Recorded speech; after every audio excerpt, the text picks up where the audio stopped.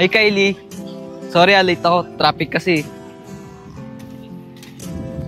Teka, Aisen! Anong ginagawa ni Harry dito? Alex, nagpasama kasi ako kay Harry. Para may magawa siya. Dado kasi siyang kasama sa tambayan eh. Teka. Kylie, alam mo ba to? Ha? Alex, hindi ko alam. Ikaw, Harry, sinasadya mo ba talaga na magkita tayo dito? Di ba nag-usap na tayo kanina? Sige, ganito na lang. Para hindi na kayo magkagulo, uwi na lang ako. Dito lang tayo. Guys, ano ba kayo? Ba't kayo nag-aaway? Date namin to ni Aisen, no? Ba't kayo nangagaw ng eksena? Tara na, Aisen. Doon na tayo. Uy, Harry, huwag mo isipin na date to Sinamahan ko lang talaga si Kylie. Oo, alam ko. Hindi ko naman inaasahan na nandito ka. Tambay lang ako dito saglit. Tapos mamaya, papaalam na ako kay Kylie. Uwi na ako. Guys, tara. Maglibot tayo dun. Gusto niyo ba kumain? Tara. Ay, wait. Cellphone ko ba yun? Ay, si Mami. Wait lang Hello, Mami. Aisen, nasan ka? Mami. Dito po kami sa Boulevard sa Binangonan. Bakit po? Di ba flight ng kuya mo ngayon? Hindi ka ba sasama sa paghahatid? Ay, oo nga pala, Mami. Flight nga pala ni Kuya ngayon. Sorry, nakalimutan ko. Asama po ako. Pumunta na ako dyan ngayon. Sa bus terminal po ba? Sige po, Mami. Doon na nga pupunta.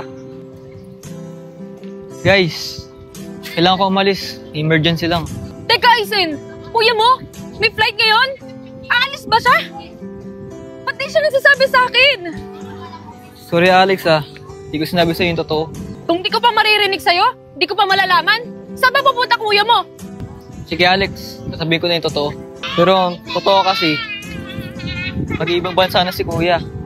Siya na ang papalit sa akin doon kasama ni Daddy. Ha? Ano? Di pwede yun! Nasaan siya ngayon? Pupuntahan ko siya. Alex, nasa biyahe na sila ngayon. Pupuntang bus terminal. Bus terminal? Sige na, dyan na kayo Puntahan ko lang si Jex Hahabulin ko.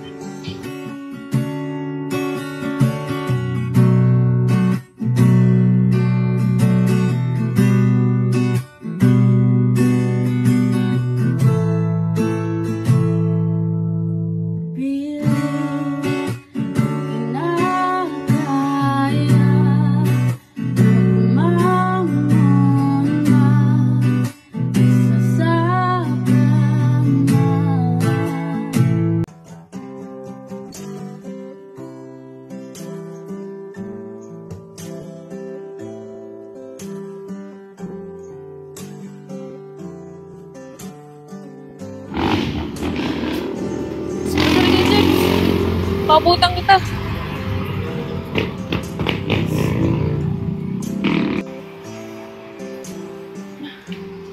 Kuya, tanong ko lang po, may nakita po ba kayong lalaki dito na maraming dalang damit or bag po, maleta na mag-iibang bansa po? Iya, nakaalis na po. Kanina pa. Kuya, sigurado na po ba talaga kayo dyan? Wala na po ba talaga? Nakalis na po ba talaga? Kasi kanina pa nakaalis. Wala na talaga.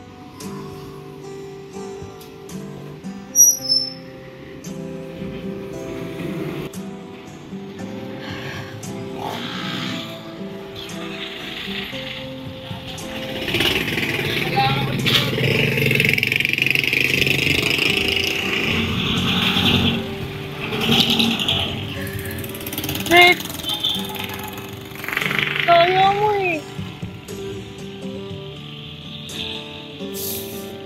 Hindi mo ako Dami ko pang gusto sabihin sa'yo. Sana sabihin sa'yo na mahal kita.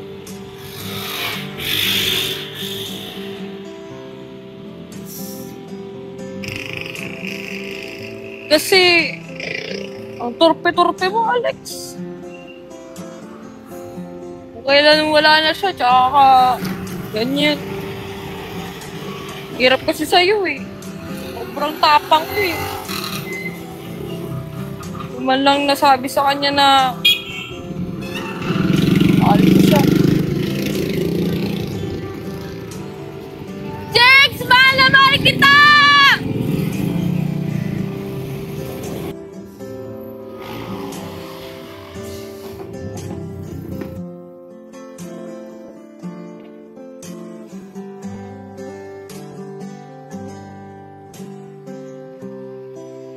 Papaampun ka na naman.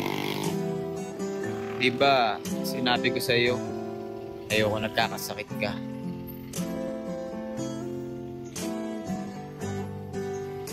Jigs! Jigs! Sabi ko na ikaw yan eh! Sabi ko na di mo ako kayang iwan eh! Di ka na, Alex? Di mo na ako iiwan? Di na, Alex. Iniisip kasi kita eh. Paano na lang pag nawala ako? Sino mag-aalaga sa'yo? Kaya mo naman, Jigs eh. Iiwanan mo na ako. Alam mo naman, hindi ko kayang mawala ka eh. Hindi mo kayang mawala. Eh di ba may hari ka na? Sa pagkakaalam ko kasi, nag-date kayo nung nakaraan dun sa may Angono. Jigs, hindi talaga kami nag-date ni Harry noon. Si Kylie talaga yun. Kaso, si Harry yung dumating. Pero, huwag mag-alala. Kasi sinabi ko na kay Harry lahat. Sino talaga yung ang gusto ko. Ang oras na oh. Sige na. Tagal naman dun.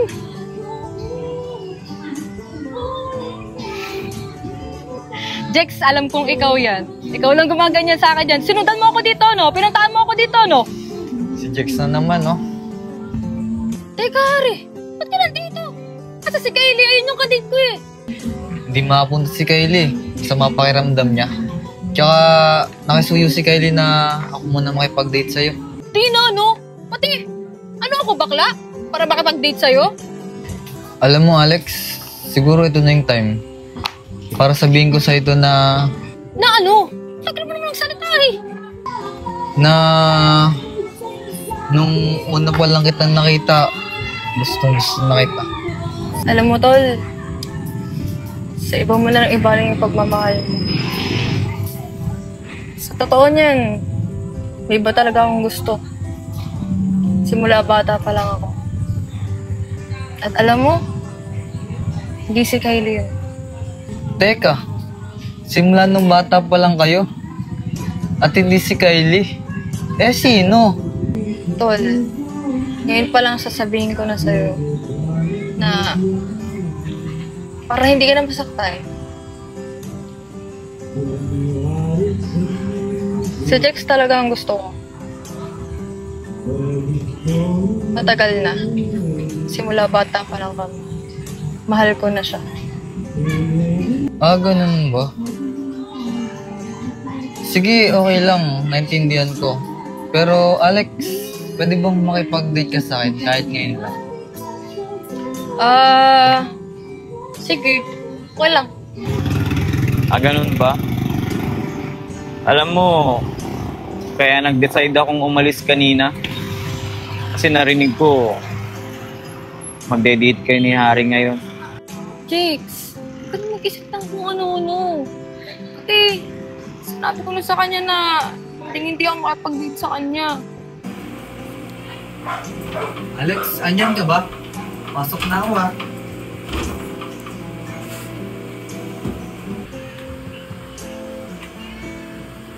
Aba, Harry, ikaw na naman! Anong ginagawa mo dito? Ang aga-aga! Ano? Ready ka na ba para date natin mamaya? Harry, di ba, una pa lang sinabi ko sa'yo na hindi pwede? Sabi mo kasi kagabi, sige, bahala na. Eh, sinabi ko lang naman sa'yo yun para umuwi ka na. Ang kulit mo eh. Harry, sinasabi ko sa'yo kung umaga pa lang. Para umasa. Hindi ba, sinabi ko na sa'yo ito, noon pa lang, pero na akong mahal. At hindi na yung mawaba. Alex, ba't ba kasi ayaw mo kabigyan ng chance? Ako na yung nandito. Eh bakit si Jex pa rin? Di ba nilayuan ka na niya? Harry, di porkit nilalayuan niya ako, eh mawawala yung pagmamahal. Bakit? Ganyan ba yung pagmamahal para sa'yo? Ang sinasabi ko lang, Alex, ako yung palagi nandito para sa'yo. Hindi mo ba yung nakikita? Harry, di porkit ikaw yung palaging nandyan, eh ikaw na yung mamahalin. Tandaan mo to, Harry. Wala na akong ibang mamahalin pa hanggang pagtanda mo. Hindi si Jex lang. Wala ka nga dyan. Eh, sino yung sinasabi mo kanina na mahal mo? Sino pa ba? Eh di ikaw. Mahal na mahal talaga kita, Jeff. Mahal na mahal din kita, Alex. Mahal na mahal talaga kita, Jeff. Mahal na mahal din kita, Alex.